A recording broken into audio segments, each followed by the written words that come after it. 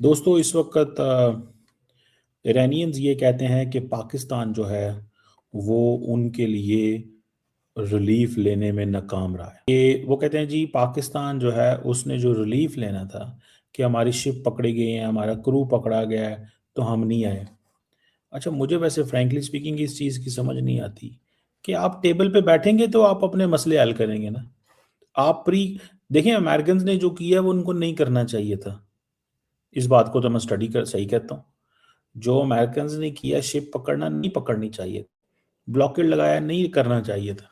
लेकिन सवाल तो ये पैदा होता है यार, अगर आप ये कहेंगे कि नहीं पहले ये करो तो हम ये करेंगे, ये करेंगे तो हम ये करेंगे, और पाकिस्तान जो है बेसिकली तो पाकिस्तान की इंसल्ट हुई है, मैं ज़ाती तौर पे समझता हूँ, टू बी ऑनेस्ट।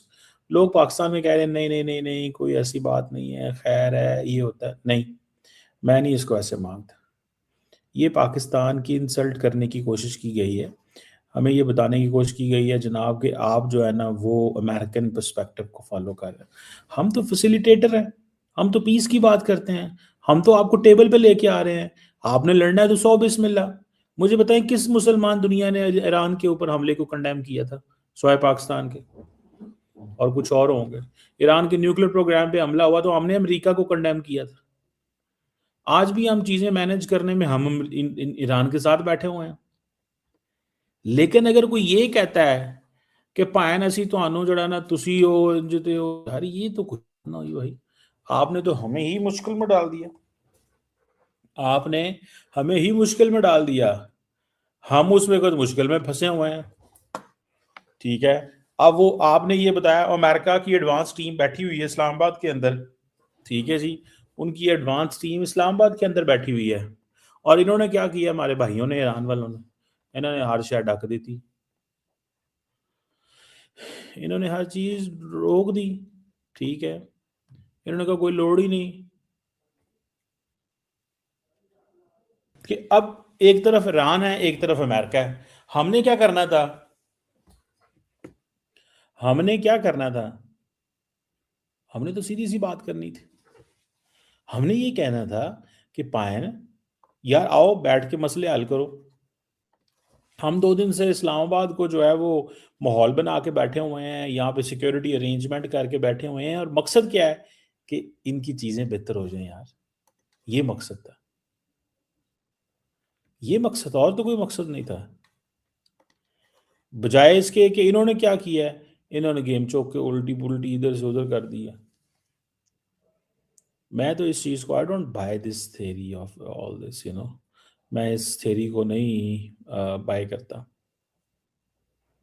तो दोस्तों पाकिस्तान के साथ फिर वही हुआ जिसका कयास जिसका अंदाज़ा हम पहले से ही लगा रहे थे, जिसमें कि आप जानते हैं कि पाकिस्तान जो है बड़ी उछल उछल कर युद्ध के बीच में घुसने की कोशिश करता है। यानी कि अमेरिका, ईरान और इजराइल जो बीच में, इन तीनों के बीच में जो कुछ चल रहा है उसमें बड़े कूद कूद कर पाकिस्तान पहुंच रहा था, और फिर इसने नेगोशिएशन कराने की बात कही और तमाम तरीके की जो है युद्ध का पीठ थपथपाना शुरू किया पाकिस्तानियों ने, और कहा कि हमने इन देशों को जो है एक पटल पर लाया है और हम इनको मध्यस्थता कराने की कोशिश कर रहे हैं, सुलह कराने की कोशिश कर रहे हैं। लेकिन अब ईरान ने उनको, यानी कि पाकिस्तान को सीधा सीधा आईना दिखा दिया है कि भैया, क्योंकि अमेरिका के जो आला अधिकारी हैं वो तो बैठे हैं पाकिस्तान के अंदर, वो कह रहे हैं कि हम बात करने को तैयार हैं, लेकिन ईरान ने साफ साफ मना कर दिया है। और ईरान ने ये कहा है कि पाकिस्तान तो अमेरिका का एजेंट है, पाकिस्तान अमेरिका को हमारी तरफ से मनाना चाहिए था, ना कि हमें अमेरिका की तरफ से मनाना चाहिए। अब पाकिस्तान इन दोनों देशों के बीच में फंस चुका है। इसराइल को आप एक किनारे कर दीजिए, क्योंकि इसराइल और पाकिस्तान में तो अनबन है, बहुत बड़ी अनबन है अमेरिका, लेकिन अमेरिका की गोद में भी पाकिस्तान बैठा हुआ, उधर ईरान के भी गोद में बैठा हुआ पाकिस्तान। तो अब पाकिस्तान को ये तो बड़ा चांस मिला था कि वो इन दोनों देशों के बीच में सुलह कराए। अब दोनों देश ये सोच रहे थे कि हमारे कंडीशन पर पाकिस्तान बात करे अगले देश से, तो अब ऐसे में ये तो हो नहीं पाया पाकिस्तान से। अब बदले में ईरान ने जो है इनका कान पकड़ना चालू कर दिया है, ईरानियों ने इनके कान ऐंठने चालू कर दिए हैं और इनको कहना शुरू कर दिया है कि भैया तुमने किया क्या हमारे लिए, तुम यूएस को मना नहीं पाए हमारे लिए, और तुम बात करते हो बड़ी बड़ी, डिंगे मारते हो बड़ी बड़ी, यानी कि तुम्हारी कथनी करनी में कोई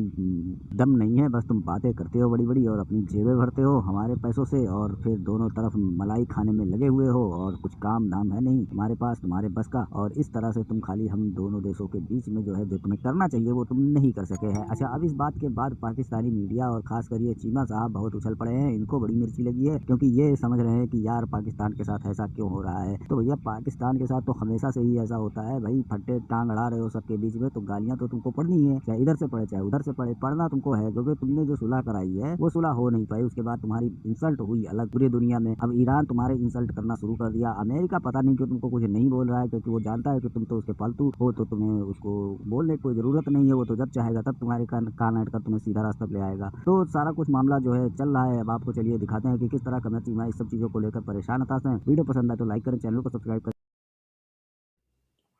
मैं ये समझता हूँ कि ये सारा कुछ जो कुछ हुआ है ना, ये गलत हुआ है। ठीक है, इनको ये नहीं करना चाहिए था, ईरान को आना चाहिए था। ठीक है, वो अब कह के बैठे हो, अच्छा वो उल्टा हमें बुरा बुला कह रहे हैं वहाँ के एनालिस्ट।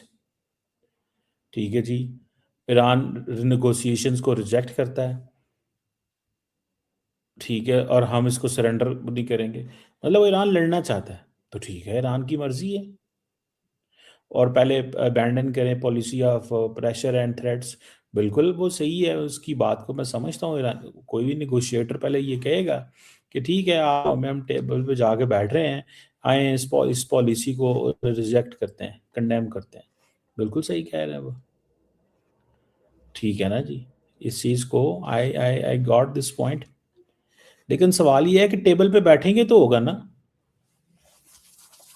यूएस ऑब्स्टैकल्स की, तो यूएस आ रहा था ना, तो यूएस के साथ बैठ के टेबल पे बात करते, यूएस के साथ टेबल पे बैठ करके बात करते ना, और क्या होना था। मैं तो इस चीज़ को आई आई आई बाय दिस पर्सपेक्टिव। मैं ये समझता हूँ कि यार नहीं, ये जो फ्रेमवर्क है ना, this is not very strong, ये अंदाज कोई इतना मज़ेदार नहीं है, ये अंदाज कोई मज़ेदार नहीं है कि हम सारे तैयार होकर बैठे हुए हैं और तो तुसी पिछू गेम चुक दो और आपको जी हमने नहीं आना, आपको हमने नहीं आना, ये तो कोई मज़ा नहीं आएगा इस तरह। और वो सारी जो एफर्ट्स देखें, पाकिस्तान की जॉब क्या है, Pakistan job is to keep doing an effort, Pakistan job is to keep doing an effort, हम एफर्ट कर रहे हैं और हम कुछ नहीं कर रहे, समझ रहे हैं बात। ये चीज़ है जिस इस चीज़ को आप देखें ना, वो नेतन्याहू तो पहले ही वॉर मॉन्गरर है, वो तो तैयार बैठा हुआ है लड़ने के लिए, वो तो कहता है मैं मैनू मौका दो, मैं हुणे जावा जंग करा पाकिस्तानी है, इनको ईरानियों को भी मारूं, मैं उसको भी मारूं, मैं इसको भी मारूं, वो तो तैयार बैठा हुआ है। तो ये आप इन्होंने जंग करनी है तो they have an absolute right, करें जंग, बिल्कुल करें जंग, इसकी कौन सी उनको हमने जो है ना वो मना किया हुआ। तो वो सारी की सारी जो एफर्ट थी ना, ठीक है ना जी, वो सारी की सारी जो एफर्ट थी, उस एफर्ट को उन्होंने चौक मारा है। एंड अगर वो चाहते हैं कि जी ठीक है, लड़ना है, तो मतलब the ball is in their court, इसमें हमें क्या है। अब वो जो वाइस प्रेसिडेंट का जो विजिट था वो होल्ड पे आ गया, ठीक है जी, अब वो उनकी लीडरशिप डिवाइडेड है, वो कहते हैं नहीं जी हम डिवाइडेड नहीं है, हम इस चीज़ में हैं। उधर से उधर यूएई को जो शॉक पड़ रहे हैं, उनकी इकॉनमी जो है वो उड़ रही है, ठीक है ना सर जी, उनकी इकॉनमी जो है वो उड़ रही है। अब जो सपोर्ट स्टाफ अमेरिका का यहाँ बैठा हुआ है, अगर उसको ऑर्डर आते हैं आप वापस आ जाएं, तो आप समझिएगा जंग शुरू हो गई है।